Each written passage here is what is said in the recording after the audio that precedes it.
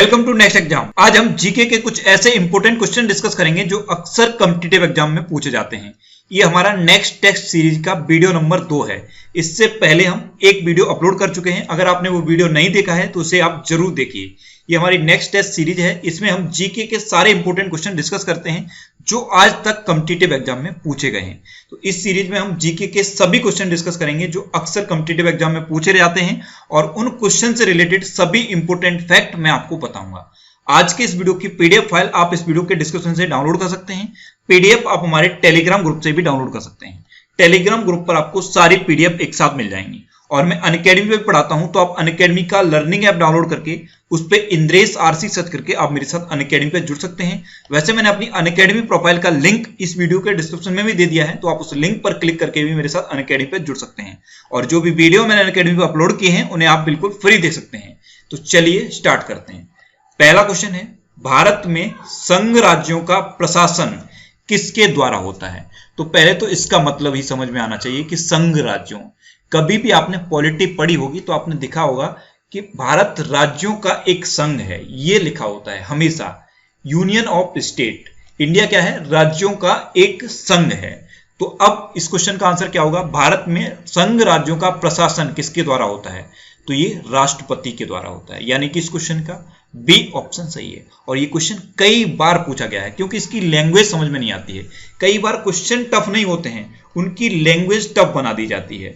तो ये लैंग्वेज भी आपको समझनी है। अच्छा, बात आ गई राष्ट्रपति की, तो प्रेजेंट टाइम पे हमारे राष्ट्रपति हैं रामनाथ कोविंद। ये तो आप सब जानते हैं, लेकिन क्वेश्चन पूछ लेता है कि रामनाथ कोविंद कौन से नंबर के राष्ट्रपति हैं? तो ये आपको याद रखना है। रामनाथ कोविंद हमारे 14वें नंबर के राष्ट्रपति हैं। अच्छा, राष्ट्रपति 14वें नंबर के हैं, तो उपराष्ट्रपति प्रेजेंट टाइम पे एम वेंकैया नायडू हैं। तो एम वेंकैया नायडू कौन से नंबर के उपराष्ट्रपति हैं? अब यहां पे दो तरह से क्वेश्चन पूछा जाता है। एम वेंकैया नायडू व्यक्ति वाइज 13वें नंबर के उपराष्ट्रपति हैं और कार्यकाल वाइज 15वें नंबर के उपराष्ट्रपति हैं। अब ये दो का अंतर कैसे आया? जैसे अगर कोई व्यक्ति 2 बार उपराष्ट्रपति रह लिया तो व्यक्ति तो एक ही काउंट होगा, लेकिन कार्यकाल 2 काउंट हो जाएंगे। इसीलिए ये व्यक्ति वाइज 13वें नंबर के उपराष्ट्रपति हैं और कार्यकाल वाइज 15वें नंबर के उपराष्ट्रपति हैं। तो इस क्वेश्चन से आपको इतनी जानकारी मिल जाती है। नेक्स्ट क्वेश्चन है, भारत में नए राज्यों का गठन किसके द्वारा संभव है? आप जानते हैं अभी प्रेजेंट टाइम पे हमारे इंडिया में 29 राज्य हैं, लेकिन जब इंडिया स्वतंत्र हुआ था उस टाइम 29 राज्य नहीं थे। यानी कि नए नए राज्य बनते रहते हैं। एक राज्य में से कोई हिस्सा कट करके फिर नया राज्य बना दिया जाता है। तो ये कैसे संभव होता है? तो ये संसद के द्वारा संभव होता है। यानी कि इस क्वेश्चन का सी ऑप्शन सही है। अब राज्य के गठन की बात आ गई, तो अभी सबसे लेटेस्ट राज्य कौन सा बना है? तेलंगाना बना है। और किससे अलग होकर बना है? आंध्र प्रदेश से अलग होकर बना है। तो कई बार क्वेश्चन ये पूछा गया है कि तेलंगाना कब बना? तो 2 जून 2014 को आंध्र प्रदेश से अलग होकर भारत का 29वें नंबर का राज्य बना है तेलंगाना। आप मैप में देख लीजिए, ये है तेलंगाना। अब मैंने मैप क्यों दिखाया? क्योंकि इस मैप से भी एक बार क्वेश्चन पूछा गया है। एक बार पूछ लिया गया कि क्या तेलंगाना की सीमा समुद्री सीमा को टच करती है? तो इसका आंसर है नहीं, तेलंगाना की सीमा समुद्री सीमा को टच नहीं करती।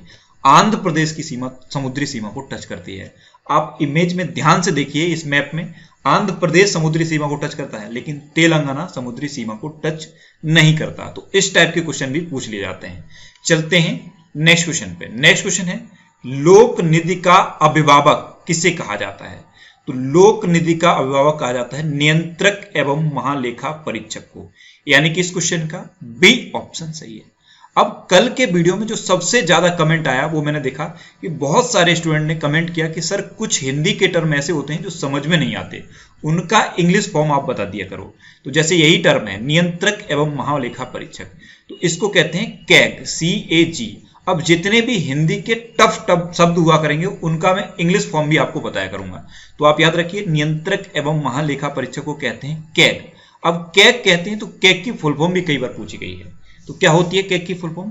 Comptroller and auditor general. अब ध्यान से सुनना, कंट्रोलर नहीं होता है, कॉम्प्ट्रोलर एंड ऑडिटर जनरल होता है। अब कैग की फुल फॉर्म पता चल गई, तो ये भी तो पता होना चाहिए कि प्रेजेंट टाइम पे हमारे कैग कौन है, यानी कि कैग ऑफ इंडिया कौन है? तो ये है राजीव महर्षि। आप इमेज में देखिए, यही है राजीव महर्षि और ये प्रेजेंट टाइम पे हमारे कॉम्प्ट्रोलर एंड ऑडिटर जनरल हैं।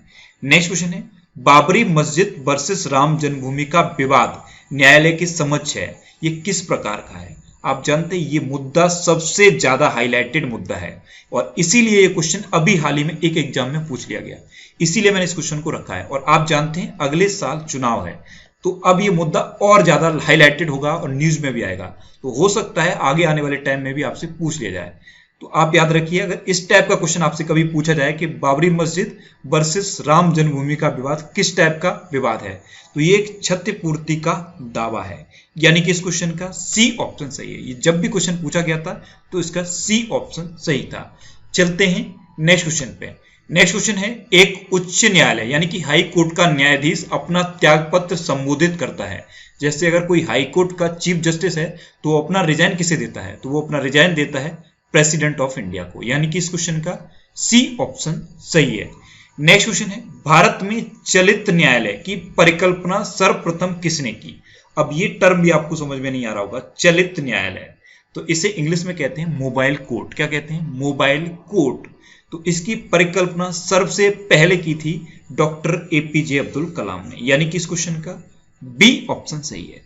अब माइंड में जरूर आया होगा कि ये मोबाइल कोर्ट क्या होता है। कोर्ट तो हमने बहुत सुने हैं, बहुत देखे हैं, लेकिन मोबाइल कोर्ट क्या होता है। तो आप जानते हैं इंडिया में अभी भी कुछ ऐसे रूरल एरिया हैं, ऐसे गांव हैं जहां पे लोगों को कोर्ट कचहरी का पता ही नहीं होता, जो हमारे न्याय क्या होता है उसके बारे में उनको बिल्कुल जानकारी नहीं है। तो उसी वजह से डॉक्टर एपीजे अब्दुल कलाम ने ये मोबाइल कोर्ट की परिकल्पना रखी थी। अब ये मेनली रूरल एरिया को टारगेट करके बनाया गया था, जैसे जो गांव है वहां पे कोई विवाद होता है तो उसके लिए है ये मोबाइल कोर्ट। अब मोबाइल कोर्ट होता क्या है, एक गाड़ी होती है पूरी तरह से, जैसे बस हो सकती है, कोई भी गाड़ी हो सकती है, उसमें पूरा का पूरा कोर्ट होता है और वो उस गांव में जाता है, वहां की जो भी समस्या है उनको सुनता है और उनका निस्तारण करता है। तो ये होता है मोबाइल कोर्ट। तो मोबाइल कोर्ट की परिकल्पना सबसे पहले एपीजे अब्दुल कलाम ने की थी। अब की तो थी एपीजे अब्दुल कलाम ने, लेकिन कब की थी ये भी क्वेश्चन बन सकता है। तो ये की थी 2007 में। कब की थी? 2007 में। और सबसे पहला मोबाइल कोर्ट कहां खोला गया था, ये भी क्वेश्चन बन सकता है। तो ये सबसे पहला मोबाइल कोर्ट खोला गया था हरियाणा में, हरियाणा के मेवात डिस्ट्रिक्ट में सबसे पहला मोबाइल कोर्ट खोला गया था। तो इतना आपको मोबाइल कोर्ट के बारे में याद रखना है, इससे बाहर आपसे नहीं पूछा सकता। चलते हैं नेक्स्ट क्वेश्चन पे। नेक्स्ट क्वेश्चन है, वित्त आयोग का गठन कितने वर्ष की अवधि के लिए होता है। वित्त आयोग यानी कि फाइनेंस कमीशन, तो फाइनेंस कमीशन का गठन होता है 5 वर्ष के लिए, यानी कि इस क्वेश्चन का सी ऑप्शन सही है। अच्छा, वित्त आयोग की बात आई गई, यानी कि फाइनेंस कमीशन की बात आ गई है, तो आपको पता होना चाहिए प्रेजेंट टाइम पे हमारे फाइनेंस कमीशन के चेयरमैन कौन है। तो प्रेजेंट टाइम पे हमारे फाइनेंस कमीशन के चेयरमैन हैं एनके सिंह। इनका नाम आप याद रखिए, इनका नाम भी कई बार कॉम्पिटिटिव एग्जाम में पूछा गया है। एक क्वेश्चन से ही कई तरह के क्वेश्चन बन जाते हैं। तो मैंने आपको कल भी बोला था, एक क्वेश्चन को पढ़िए और उससे जितने भी क्वेश्चन बन सकते हैं सारे तैयार कर लीजिए। आपका कभी भी किसी भी कॉम्पिटिटिव एग्जाम में एक भी क्वेश्चन गलत नहीं हो सकता अगर इस तरह से आप पढ़ोगे तो। नेक्स्ट क्वेश्चन है, भारत में मताधिकार और निर्वाचन होने का अधिकार कैसा अधिकार है। ये क्वेश्चन कल कमेंट बॉक्स में एक स्टूडेंट ने पूछा था, इसीलिए आज की वीडियो में मैंने रख दिया। अगर आपको भी लगता है कि कोई क्वेश्चन आपको परेशान कर रहा है या आपको किसी क्वेश्चन में डाउट है, तो आप इंस्टाग्राम पे इंद्रेश आरसी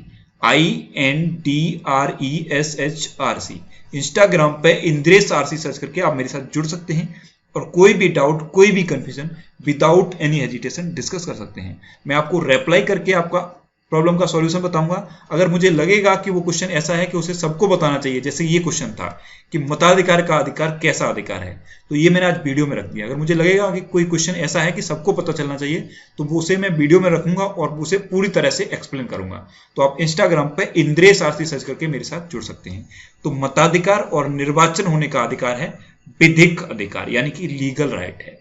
तो इस क्वेश्चन का सी ऑप्शन सही है। चलते हैं नेक्स्ट क्वेश्चन पे। नेक्स्ट क्वेश्चन है, पंचायती राज को कौन सी सूची में सम्मिलित किया गया है। ये मोस्ट इंपोर्टेंट क्वेश्चन है। पंचायती राज शब्द ही मोस्ट इंपोर्टेंट है। अब क्यों मोस्ट इंपोर्टेंट है ये मैं अभी आपको बताऊंगा। पहले आपको ये पता होना चाहिए कि पंचायती राज को कौन सी सूची में सम्मिलित किया गया है। तो इसे राज्य सूची में सम्मिलित किया गया है, यानी कि इस क्वेश्चन का ए ऑप्शन सही है।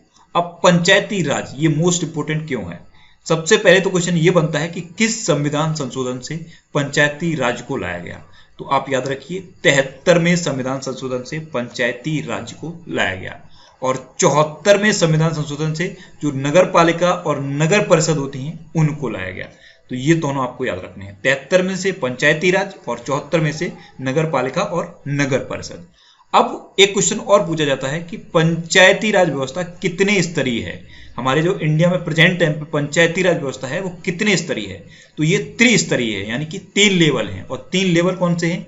विलेज लेवल, ब्लॉक लेवल और डिस्ट्रिक्ट लेवल, यानी कि ग्राम स्तर का, ब्लॉक स्तर का और जिला स्तर का। ग्राम पंचायत, ब्लॉक पंचायत और जिला पंचायत, ग्राम पंचायत, क्षेत्र पंचायत और जिला पंचायत, इतने नाम होते हैं। तो ये है त्रिस्तरीय। हमारी जो पंचायती राज व्यवस्था है त्रिस्तरीय है। अब यहीं से क्वेश्चन बन जाता है कि पंचायती राज व्यवस्था को त्रिस्तरीय बनाने का सुझाव किसने दिया? तो ये दिया था बलवंत राय मेहता समिति ने। ये नाम आप याद कर लीजिए, बलवंत राय मेहता। ये क्वेश्चन 1000 बार से ज्यादा बार पूछा जा चुका है अभी तक। जब से पंचायती राज लागू हुआ है तब से 1000 बार से ज्यादा ये क्वेश्चन पूछा गया है कि किस समिति के सिफारिश से पंचायती राज को त्रिस्तरीय बनाया गया? तो बलवंत राय मेहता समिति। और कभी कभी पूछ लेता है कि द्विस्तरीय बनाने का सुझाव किसने दिया? जो कुछ एग्जामिनर ऐसे होते हैं ना जो थोड़ा सा ज्यादा दिमाग लगाते हैं, तो वो त्रिस्तरीय न पूछ लेते हैं द्विस्तरीय का सुझाव किसने दिया था। तो ये भी आप याद रखिए, द्विस्तरीय बनाने का सुझाव अशोक मेहता समिति ने दिया। लेकिन सबसे ज्यादा यही पूछा जाता है कि त्रिस्तरीय बनाने का सुझाव किसने दिया था? त्रिस्तरीय बनाने का सुझाव बलवंत राय मेहता समिति ने दिया था। और 3 स्तर कौन कौन से हैं वो मैंने अभी आपको बताए हैं, ग्राम पंचायत, क्षेत्र पंचायत और जिला पंचायत। तो इतना आप पंचायती राज के बारे में याद रखिए। अच्छा, एक क्वेश्चन और बन जाता है कि सबसे पहले पंचायती राज व्यवस्था इंडिया में किस स्टेट में लागू की गई? तो ये राजस्थान में लागू की गई थी। राजस्थान के नागौर जिले में सबसे पहले पंचायती राज व्यवस्था लागू की गई थी। अच्छा, कब लागू की गई थी? तो 2 अक्टूबर 1959 को लागू की गई थी। तो ये भी आप याद रखिए, इससे बाहर आपसे पंचायती राज से क्वेश्चन नहीं पूछा जा सकता। नेक्स्ट क्वेश्चन है, वैज्ञानिक समाजवाद का श्रेय जाता है? तो ये कार्ल मार्क्स हो जाता है। ये एक बेसिक सा क्वेश्चन है और बहुत पूछा जाता है कि वैज्ञानिक समाजवाद का श्रेय किसे जाता है? तो कार्ल मार्क्स, यानी कि इस क्वेश्चन का सी ऑप्शन सही है। अच्छा, आप इमेज में देख लीजिए, ये है कार्ल मार्क्स और इन्हीं को वैज्ञानिक समाजवाद का श्रेय जाता है। चलते हैं नेक्स्ट क्वेश्चन पे। नेक्स्ट क्वेश्चन है, बंदी बनाए गए व्यक्ति के मौलिक अधिकारों की रक्षा किस अनुच्छेद के अंतर्गत आती है? जैसे अगर कोई व्यक्ति कोई क्राइम कर देता है और उसे बंदी बना लिया जाता है तो उसके भी मौलिक अधिकार होते हैं, और वो किस अनुच्छेद के अंतर्गत आते हैं? वो आते हैं अनुच्छेद 22 के अंतर्गत, यानी कि इस क्वेश्चन का डी ऑप्शन सही है। ये क्वेश्चन भी पूछा जाता है कि अगर किसी व्यक्ति को बंदी बना लिया गया है तो उसके जो मौलिक अधिकार हैं वो किस अनुच्छेद के अंतर्गत आते हैं? तो अनुच्छेद 22 के अंतर्गत आते हैं। नेक्स्ट क्वेश्चन है, बंधुआ मजदूर अधिनियम संसद में कब पारित हुआ? तो ये पारित हुआ था 1976 में, यानी कि इस क्वेश्चन का सी ऑप्शन सही है। अच्छा, ये बंधुआ मजदूर क्या होता है? तो पुराने टाइम में, हमारे इंडिया में ही पुराने टाइम में जो बड़े बड़े लोग होते थे वो क्या करते थे, गरीब लोगों को बंधक बना लेते थे, या बंधुआ मजदूर कह सकते हैं। उन्हें बंधुआ मजदूर बना लेते थे, उनसे काम करवाते थे लेकिन उनको पैसा नहीं देते थे, सिर्फ उनको खाने को खाना देते थे। तो ये जो प्रथा थी उसे बंधुआ मजदूर प्रथा कहते हैं, और इसका अंत किया हमारे संविधान ने। तो बंधुआ मजदूर अधिनियम संविधान में कब पारित हुआ? ये क्वेश्चन पूछा जाता है। तो ये 1976 में पारित हुआ। चलते हैं नेक्स्ट क्वेश्चन पे। नेक्स्ट क्वेश्चन है, उत्तर प्रदेश के बाद लोकसभा की सर्वाधिक सीटें किस राज्य में हैं? आप जानते हैं अगले साल ही लोकसभा का चुनाव होना है, तो इस टाइप के क्वेश्चन भी बन सकते हैं। तो उत्तर प्रदेश के बाद लोकसभा की सबसे ज्यादा सीटें हैं महाराष्ट्र में, यानी कि इस क्वेश्चन का सी ऑप्शन सही है। आप पूरा का पूरा सीक्वेंस याद कर लीजिए। यूपी में कितनी है? 80। उसके बाद महाराष्ट्र में कितनी है? 48। और उसके बाद आता है नंबर पश्चिम बंगाल का, यानी कि वेस्ट बंगाल। वेस्ट बंगाल में कितनी है? 42। और उसके बाद नंबर आता है बिहार का। बिहार में कितनी है? बिहार में है 40। ये आप पूरा सीक्वेंस याद कर लीजिए। उत्तर प्रदेश, महाराष्ट्र, वेस्ट बंगाल और बिहार। उत्तर प्रदेश में 80, महाराष्ट्र में 48, वेस्ट बंगाल में 42 और बिहार में 40। यही 4 आप याद रखिए, इन्हीं से क्वेश्चन बनते रहते हैं। नेक्स्ट क्वेश्चन है, लोक लेखा समिति की रिपोर्ट प्रस्तुत की जाती है। तो लोक लेखा समिति की रिपोर्ट हमेशा लोकसभा में प्रस्तुत की जाती है, यानी कि इस क्वेश्चन का बी ऑप्शन सही है। चलते हैं नेक्स्ट क्वेश्चन पे। नेक्स्ट क्वेश्चन है, सूचना का अधिकार यानी कि राइट टू इंफॉर्मेशन किस प्रकार का अधिकार है? तो सूचना का अधिकार एक लीगल राइट है, यानी कि एक विधिक अधिकार है, यानी कि इस क्वेश्चन का सी ऑप्शन सही है। जो राइट टू इंफॉर्मेशन है वो किस टाइप का अधिकार है? तो वो एक लीगल राइट है। नेक्स्ट क्वेश्चन है, भारतीय संविधान का संरक्षक कौन होता है? ये क्वेश्चन भी मोस्ट इंपोर्टेंट है, बहुत रिपीट होता है। भारतीय संविधान का संरक्षक कौन होता है? तो ये सुप्रीम कोर्ट होता है हमारे संविधान का संरक्षक, यानी कि इस क्वेश्चन का बी ऑप्शन सही है। जैसे अभी आधार कार्ड वाला मामला था तो वो कहां गया? Supreme court. कोई भी अगर संविधान पे बात आती है तो उसका संरक्षक होता है सुप्रीम कोर्ट। चलते हैं नेक्स्ट क्वेश्चन पे। नेक्स्ट क्वेश्चन है, भारत में वर्तमान में उच्च न्यायालय यानी कि हाई कोर्ट की संख्या कितनी है? तो प्रेजेंट टाइम पे हमारे इंडिया में है 24 हाई कोर्ट, यानी कि इस क्वेश्चन का सी ऑप्शन सही है। नेक्स्ट क्वेश्चन है, संविधान का कौन सा अनुच्छेद मुख्यमंत्री के दायित्वों को परिभाषित करता है? अगर आप चीफ मिनिस्टर बनते हैं तो आपके क्या क्या दायित्व हैं, ये किस अनुच्छेद द्वारा परिभाषित किया जाता है? तो ये अनुच्छेद 167 के द्वारा परिभाषित किया गया है कि अगर आप मुख्यमंत्री हैं तो आपके क्या क्या दायित्व होते हैं, यानी कि इस क्वेश्चन का ए ऑप्शन सही है। चलते हैं नेक्स्ट क्वेश्चन पे। नेक्स्ट क्वेश्चन है, भारत का कौन सा एकमात्र राज्य है जहां सामान्य सिविल कोड लागू है? तो ये गोवा में लागू है, यानी कि इस क्वेश्चन का सी ऑप्शन सही है। यूनिफॉर्म सिविल कोड कहां पे लागू है? गोवा में लागू है। अच्छा, गोवा की बात आ गई तो एक क्वेश्चन बनता है, और मैंने आपको बहुत बार बताया है, अगर आप मॉर्निंग में हमारी करंट अफेयर्स वाली वीडियो देख रहे होंगे तो आपको पता होगा गोवा मुक्ति दिवस कब मनाया जाता है। ये क्वेश्चन बहुत बार रिपीट होता है, तो आप याद रखिए गोवा मुक्ति दिवस 19 दिसंबर को मनाया जाता है। और क्यों मनाया जाता है? क्योंकि 19 दिसंबर 1961 को गोवा पुर्तगाल से मुक्त हुआ था, इसीलिए हर साल 19 दिसंबर को मनाया जाता है गोवा मुक्ति दिवस। नेक्स्ट क्वेश्चन है, निम्नलिखित में से कौन सा एक संविधानेतर संस्था है? अब इस शब्द पे आपको ध्यान देना है, इस शब्द से ही क्वेश्चन गलत हो जाता है और इसीलिए क्वेश्चन ये बहुत पूछा जाता है। संविधानेतर का मतलब होता है गैर संवैधानिक, यानी कि नॉन कॉन्स्टिट्यूशनल। तो इनमें से कौन सी संस्था नॉन कॉन्स्टिट्यूशनल है? तो नीति आयोग, ये नॉन कॉन्स्टिट्यूशनल है, यानी कि इस क्वेश्चन का बी ऑप्शन सही है। नीति आयोग नॉन कॉन्स्टिट्यूशनल है। और नीति आयोग की स्थापना कब हुई थी? 1 जनवरी 2015 को। और किसने की थी? प्रधानमंत्री मोदी ने की थी। नीति आयोग में जो नीति है उसकी फुल फॉर्म क्या है? National institute for transforming India. NITI Aayog के अध्यक्ष कौन होते हैं? भारत के प्रधानमंत्री। अच्छा, नीति आयोग के प्रेजेंट टाइम पे उपाध्यक्ष कौन है? राजीव कुमार। और सबसे इंपॉर्टेंट क्वेश्चन, सबसे ज्यादा रिपीट होने वाला क्वेश्चन है, नीति आयोग के प्रेजेंट टाइम पे सीईओ कौन है? तो अमिताभ कांत हैं प्रेजेंट टाइम पे नीति आयोग के सीईओ। इतना आप नीति आयोग के बारे में याद रखिए। अब लास्ट वीडियो के क्वेश्चन का आंसर। लास्ट वीडियो में मैंने आपसे क्वेश्चन पूछा था कि वर्तमान में भारतीय संविधान में मूल कर्तव्यों की संख्या कितनी है?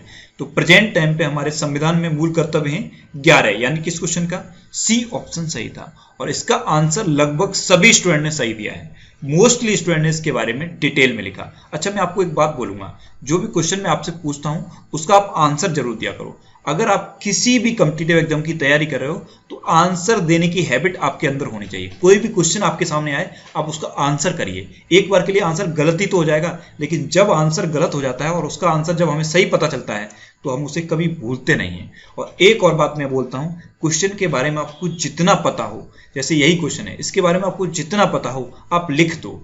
एक बार अगर आप लिख दोगे तो आप कभी नहीं भूलोगे, इसलिए ये लिखने की हैबिट आप जरूर बनाया करो। तो कमेंट बॉक्स में क्वेश्चन के बारे में आपको जितना पता हो आप लिखा करो। अब आपके लिए आज का क्वेश्चन है, भारतीय संविधान के अनुसार संपत्ति का अधिकार कैसा अधिकार है? 4 ऑप्शन दिए गए हैं, इनमें से आपको अपना आंसर बताना है। और इसके अलावा हम हमारे फेसबुक पेज पर प्रीवियस ईयर के क्वेश्चन डेली पोस्ट करते हैं, तो आप फेसबुक पर नेक्स्ट एग्जाम सर्च करके हमारा फेसबुक पेज ज्वाइन कर सकते हैं, क्योंकि प्रीवियस ईयर के क्वेश्चन आपको बहुत हेल्प करते हैं। अगर आपको किसी क्वेश्चन में कोई डाउट होता है या आपको अपने करियर से रिलेटेड भी कोई भी प्रॉब्लम है तो आप इंस्टाग्राम पे इंद्रेश आरसी INDRESHRC इंस्टाग्राम पे इंद्रेश आरसी सर्च करके आप मेरे साथ जुड़ सकते हैं और कोई भी डाउट, कोई भी confusion without any hesitation discuss कर सकते हैं। तो ये था आज का हमारा जीके का वीडियो। ये वीडियो नंबर 2 है। अगर आपने पहला वीडियो नहीं देखा है तो उसे भी आप देखिए, और अगर अभी तक आपने हमारे इस चैनल को सब्सक्राइब नहीं किया है तो इसे आप सब्सक्राइब जरूर कर लीजिए। आपको इस चैनल से निश्चित ही मदद मिलेगी। जब भी आप इसे सब्सक्राइब करेंगे बराबर में एक बेल आइकन बन के आएगा, आप उस बेल आइकन पर जरूर क्लिक कर लें, जिससे कि आपको डेली मॉर्निंग में करंट अफेयर्स की वीडियो मिलती रहे और दिन में जो भी वीडियो मैं अपलोड करता हूं वो आपके पास तक पहुंचती रहे। Next exam always with you. Thanks for watching.